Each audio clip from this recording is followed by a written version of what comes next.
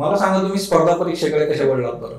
तर मग मी सुरुवात केल्यावर पहिल्यांदा मेन्स पासून सुरुवात केली. तुम्ही किती तास अभ्यास करत होता? नॉर्मली असतं की 2-3 रीडिंग नंतर आपण नोट्स काढल्या पाहिजे. करंट म्हणजे जे तुमचं असतं सीबीबी स्ट्रेस आहे तो कसं मॅनेज केला बरं? कन्सिस्टन्सी इज द की आपण म्हणतो त्याप्रमाणे मग आपल्या अभ्यासात देखील सातत्य ठेवलं पाहिजे. मग इंटरव्ह्यू चांगला म्हणजे रोल प्ले करतो असं मला वाटतं. कारण बोलणारे खूप लोक होते की नाही होत पहिल्या याच्यात, आमचं इतक्या वर्षांचं चाललंय, तुझं काय, तू आत्ताच आली आत्ताच केलंय. नमस्कार विद्यार्थी मित्रांनो, स्पॉटकास्ट मध्ये तुमचं सर्वांचं खूप खूप स्वागत आहे. स्पॉटलाइट अकॅडमीच्या प्लॅटफॉर्मवर आज आपण जे आहे श्रद्धा शेळके यांच्याशी गप्पा करणार आहोत. आणि सर्वप्रथम तुमचं खूप खूप अभिनंदन. राज्यसेवा 2022 मधून जे आहे BDO पदावर यांची नियुक्ती झालेली आहे. आणि सर्वात महत्वाचं म्हणजे जे आहे की बऱ्याचदा स्पर्धा परीक्षेच्या बाबतीमध्ये जो कन्सर्न असतो की स्पर्धा परीक्षा तुमच्या उमेदीची बरीचशी वर्ष खाऊन जाते. आणि श्रद्धाच्या बाबतीमध्ये हे वैशिष्ट्य आहे की त्यांनी पहिल्या अटेम्प्ट मध्ये जे आहे ही एक्झाम क्रॅक केलेली आहे. सो की पहिल्या अटेम्प्ट मध्ये हे होऊ शकतं का, तर नक्कीच होऊ शकतं. त्याचं एक्झाम्पल ती आहे. सो त्याबद्दल पण आपण बोलूयात. सो तुमचं खूप खूप अभिनंदन या सर्व गोष्टींसाठी. Thank you sir. मला सांगा तुम्ही स्पर्धा परीक्षेकडे कशा वळलात बरं? ॲक्च्युली म्हणजे स्पर्धा परीक्षांकडे वळणं किंवा आपलं म्हणजे अधिकारी होणं हे बेसिकली माझ्या आई वडिलांचं स्वप्न होतं. म्हणजे त्यांच्याकडून मला प्रेरणा मिळाली. म्हणजे त्यांचं एक पहिल्यापासून असं होतं की फक्त म्हणजे बायोडेटावर लावण्यापुरती कुठली तरी डिग्री करून मुलीचं चांगली जागा बघून लग्न करून देणं, तर अशा प्रकारचे विचार त्यांचे कधीच नव्हते. तर मग त्याच्यातून म्हणजे एक पप्पांचं स्पेशली जास्त, मम्मीचं तर ऑब्व्हियसली होतंच कारण दोघांनाही शिकायची इच्छा होती, पण त्यावेळच्या परिस्थितीमुळं त्यांना शिकता नाही आलं. तर मग त्यांची जी स्वप्न आहेत तर ती त्यांनी त्यांच्या मुलांमध्ये पाहिली आणि आता म्हणजे मुलांनी शिकलं पाहिजे हे त्यांनी ठरवलं.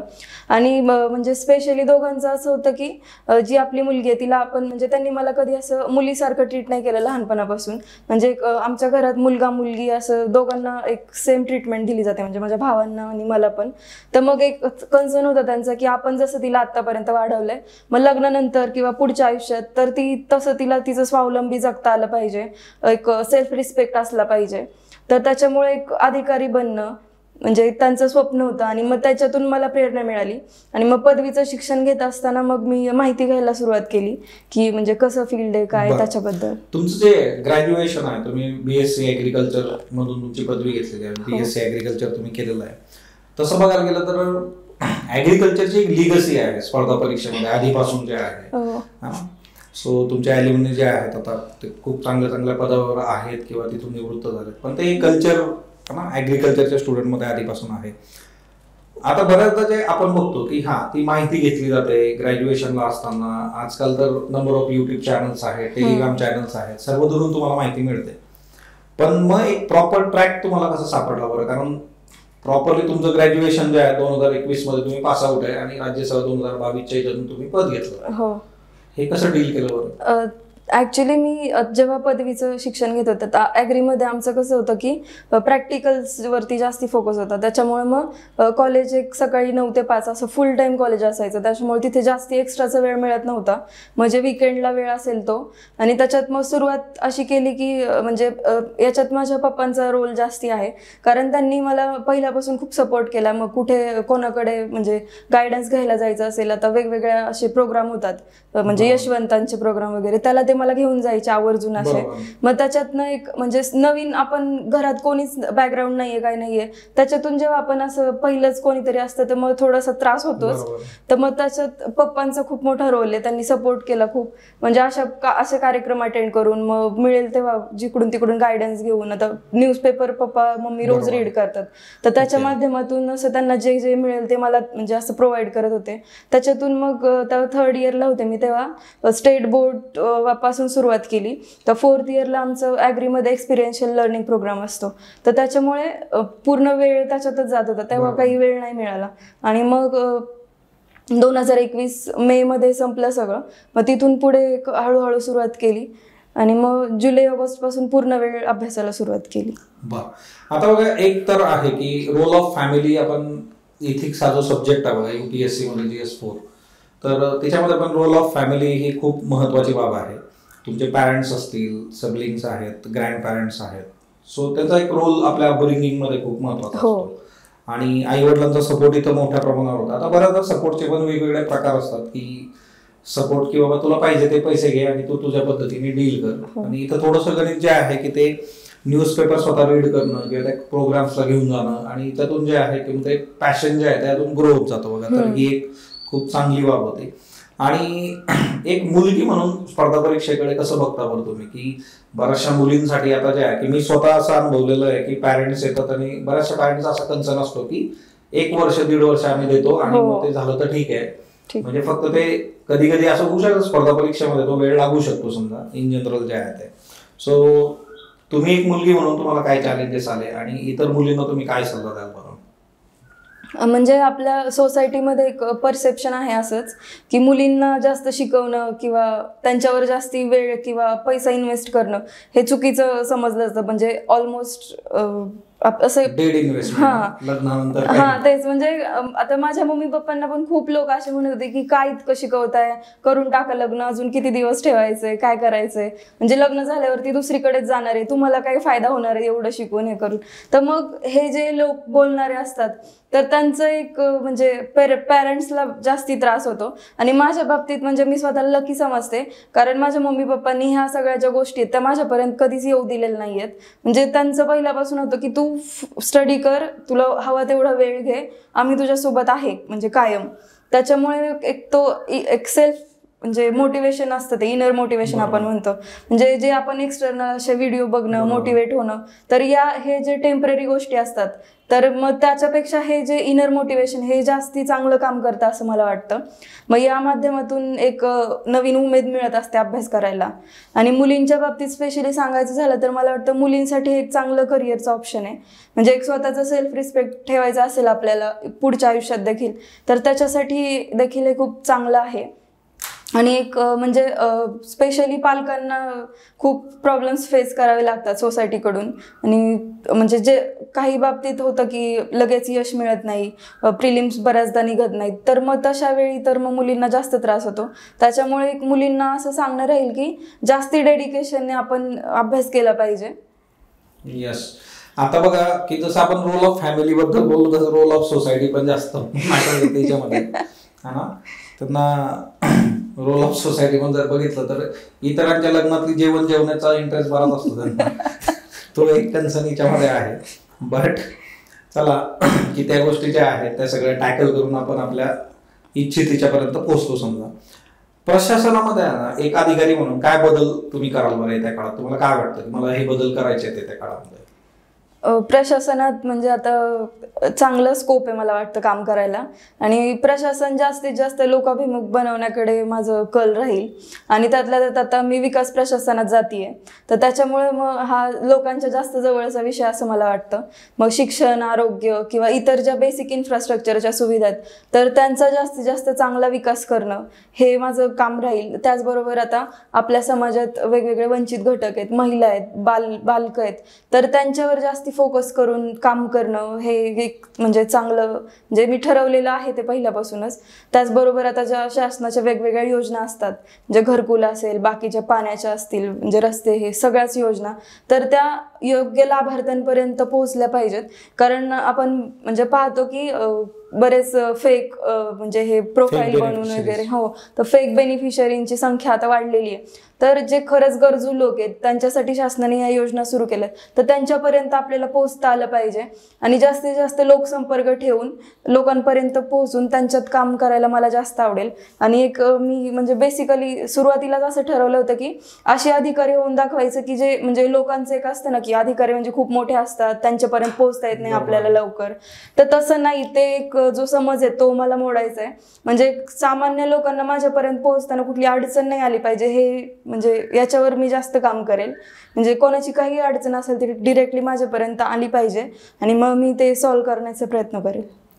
बघा, लोकाभिमुख प्रशासन जे आहे तर ते ओव्हरऑल आपल्या विकासासाठी खूप गरजेचं आहे. आता गेल्या काही वर्षांमध्ये जर तुम्ही बघितलं तर आताचा जो युथ आहे तो एक प्रशासनामध्ये खूप चांगलं काम करतोय. अधिकारी म्हणून जे आहे ते बऱ्याचशा रिपोर्ट्सनुसार तुम्हाला बघता येतं की करप्शन पण बऱ्याच अंशी कमी होताना आपल्याला दिसत आहे. आणि खूप प्रोएक्टिव्ह राहून जे आहे तर ते काम केलं जात आहे बघा. आणि स्पर्धा परीक्षेमध्ये मुलींचा टक्का पण दिवसेंदिवस वाढत चाललेला आहे. युपीएससीचे मागचे रिझल्ट तुम्ही बघितले तर ते पण आपल्याला तेच सांगतात. राज्यसेवेमध्ये पण आपल्याला खूप चांगल्या पद्धतीने जे आहे मुलींचा सहभाग दिसून येतोय बघा. आता बऱ्याचदा असं असतं की म्हणजे याचे जे टप्पे आहेत परीक्षेचे, प्रिलिम्स आहे, मेन्स आहे किंवा पर्सनॅलिटी टेस्ट आहे बघा, तर मग याच्यासाठी जे आहे काही विशेष गोष्टी वेगळ्या तुम्ही केल्या होत्या, इथं तुम्हाला कुठं अडचण आली? प्रिलिम्स पासून सांगायचं झालं तर आता सुरुवातीलाच मी अभ्यासाला सुरुवात केली तेव्हा असं होतं की आता वेळ कमी आहे आपल्याकडे आणि सिलेबस पूर्ण कव्हर करायचा आहे. तर मग मी सुरुवात केल्यावर पहिल्यांदा मेन्स पासून सुरुवात केली की म्हणजे मेन्सचा सिलेबस होईल तेवढा प्रिलिम पर्यंत संपवून टाकायचा. तर मग पहिल्यांदा रेफरन्स बुक एक थरोली रीड करून घेतले. त्याच्यानंतर मग सेकंड रिडिंगलाच नोट्स काढल्या होत्या कारण म्हणजे वेळ कमी होता. म्हणजे असं एक नॉर्मली असतं की 2-3 रिडिंग नंतर आपण नोट्स काढल्या पाहिजेत. तर मग मी ते सेकंड रिडिंगलाच हे केलं होतं की म्हणजे आपल्याला जेवढं जास्त पटपट हे करता येईल तेवढं करायचं. कारण एक असतं की सिलेबस खूप आहे सगळं, तर तो कव्हर झाला पाहिजे आणि नवीन नवीन असतं की आपल्याला जास्ती काही माहिती नाहीये, काही नाहीये. तर मग तशा याच्यात कसं होतं की जितकं आपण फास्ट करू काय करू, आता बरेच लोक म्हणतात की इतके तास आपण अभ्यास म्हणजे ऍक्च्युअली करायला नाही लागत. एक फार महत्वाचा प्रश्न आहे हा. तुम्ही किती तास अभ्यास करत होता? आता सुरुवातीला मी जेव्हा सुरुवात केली तेव्हा एक 8 ते 10 तास करत होते आणि जेव्हा मग खूप म्हणजे गरज वाटली की आता वाढवायला पाहिजे वेळ, तेव्हा मग 13-14 तासांपर्यंत आता मेन्सच्या वेळी तर करावंच लागत होता. कारण एक पहिला स्टडी झालेला असल्यावर इतकं काही टेन्शन राहत नाही, पण जेव्हा आपण नवीन असतो तर सगळंच करायचं आहे आपल्याला, सिलेबस पण उरकायचं आहे, नोट्स काढायच्यात, रिव्हिजन करायच्यात, क्वेश्चन्स PYQला पण वेळ मिळाला पाहिजे. त्याच्यामुळे एक होतं की म्हणजे पूर्ण फोकसच करायचं आहे आपल्याला, तर बाकी सगळ्या गोष्टींपासून एकदम अलिप्त राहणं. तर प्रिलिम्सच्या बाबतीत एक करंटवर जास्त फोकस केला होता. म्हणजे करंट म्हणजे जे तुमचं असतं CBB त्या टाईपचंच म्हणजे पूर्ण ते फॉलो करायचं होते. हां, त्याच्यानुसार मग PYQ एक प्रिलिम्ससाठी तर खूप जास्त इम्पॉर्टंट राहतात.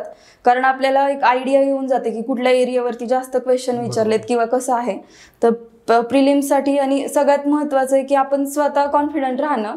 म्हणजे एक मी करणारच आहे आणि माझ्याकडून होणारच आहे हा कॉन्फिडन्स मी शेवटपर्यंत ठेवला. म्हणजे इंटरव्ह्यूपर्यंत हेच होतं, कारण बोलणारे खूप लोक होते की नाही होत पहिल्या याच्यात, आमचं इतक्या वर्षांचं चाललंय, तुझं काय, तू आत्ताच आली, आत्ताच केलंय. तर ते सगळं इग्नोर करून ह्या सगळ्या गोष्टी मग सुरुवातीपासून एक स्वतःवर कॉन्फिडन्स राहणं. आणि अजून एक मेन कन्सर्न प्रिलिमच्या बाबतीत म्हणजे CSAT तो चांगला करणं. आणि जे ते 2 तास असतात एक्झामचे तर तिथं कॉन्फिडंट राहणं आणि पॉझिटिव्ह अप्रोच ठेवणं. म्हणजे त्याच्यात एकदम व्हायबल नाही झालं पाहिजे आपण. मग त्या बेसिसवरती एक प्रिलिम सहज निघाली होती माझी. मग तिथून मग मेन्सवर जास्त हे केलं की आता प्रिलिमपर्यंत म्हणजे प्रिलिमचा होता तो पूर्ण सिलेबस चांगला कव्हर झाला होता आणि मेन्सचे पण बऱ्यापैकी सगळे सब्जेक्ट झाले होते. मग उरलेले जे काही सब्जेक्ट असतील म्हणजे HRHRD मधला थोडासा पार्ट वगैरे, तर मग ते मेन्सच्या वेळी त्याच्यावर जास्त फोकस केला.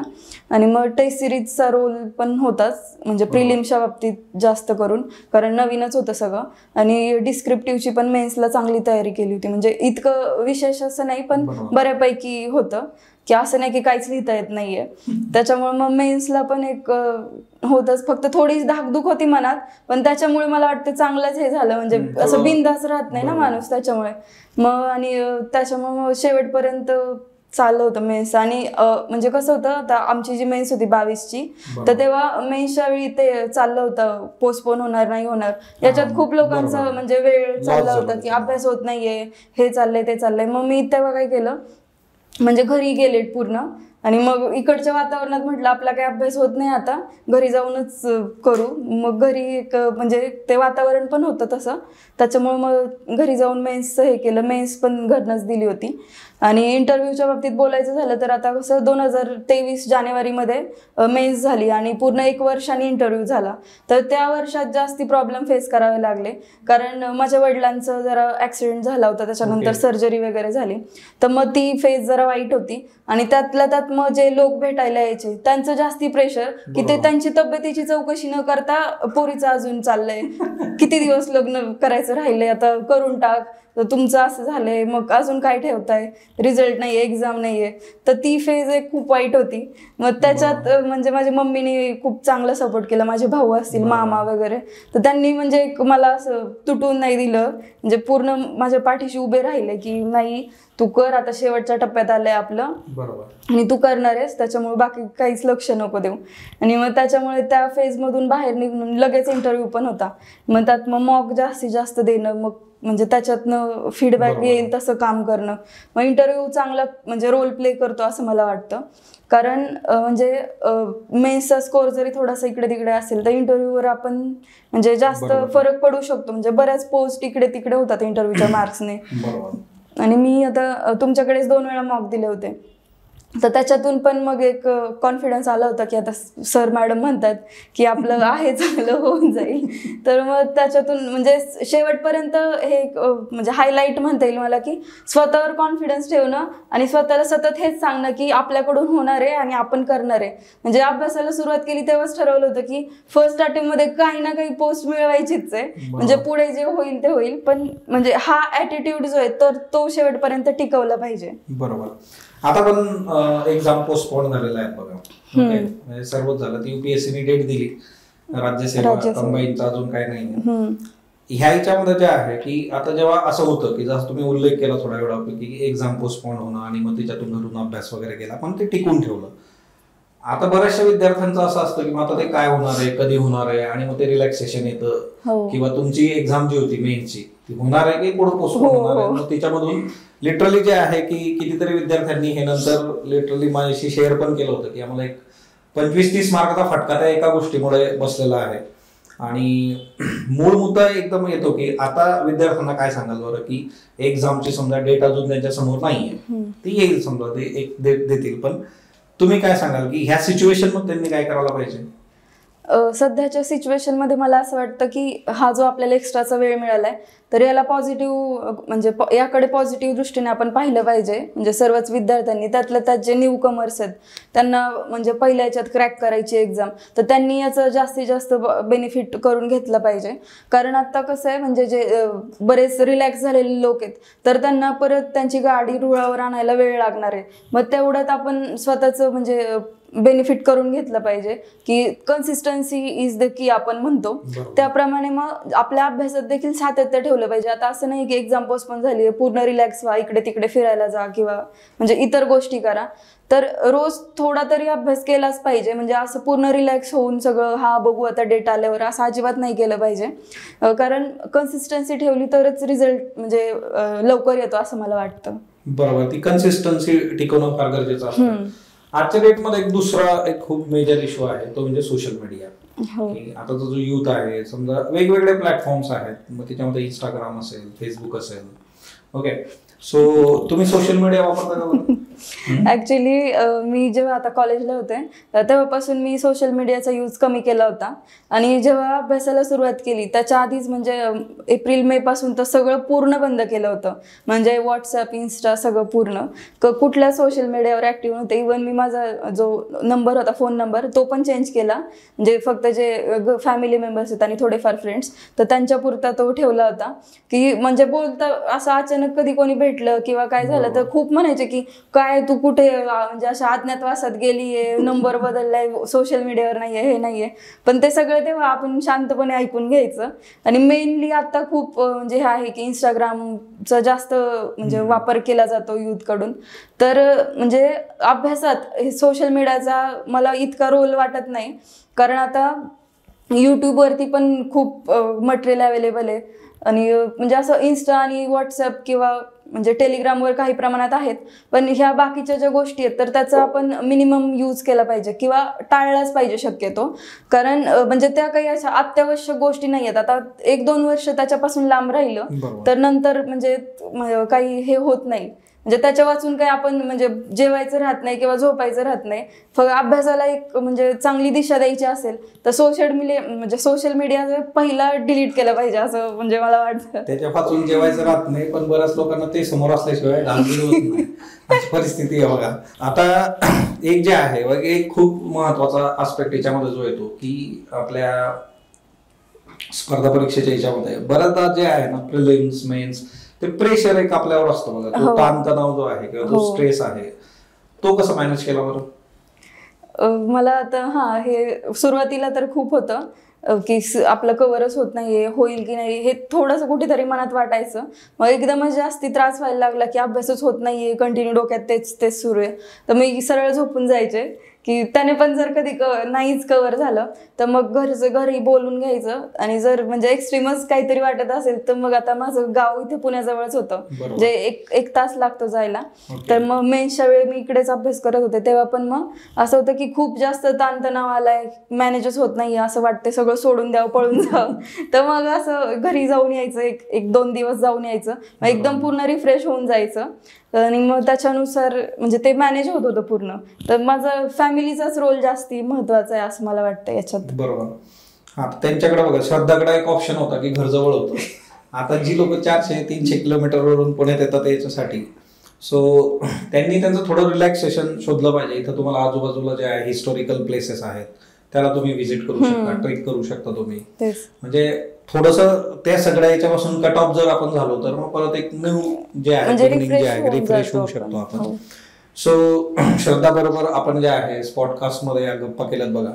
सो तुम्हाला जर अजून काही प्रश्न असतील तर ते तुम्ही कमेंट बॉक्समध्ये सांगू शकता की आपण येत्या काळामध्ये त्याच्यावर पण जो आहे तर तो विचार करू शकतो. सो श्रद्धाला जे आहे टीम स्पॉटलाईट कडून आणि स्पॉटलाईट अकॅडमी कडून जे आहे येणारा जो तिचा काळ असेल आणि येणारा जो प्रवास आहे त्याच्यासाठी खूप खूप शुभेच्छा. सो भेटूयात नेक्स्ट पॉडकास्ट मध्ये. धन्यवाद. थँक्यू.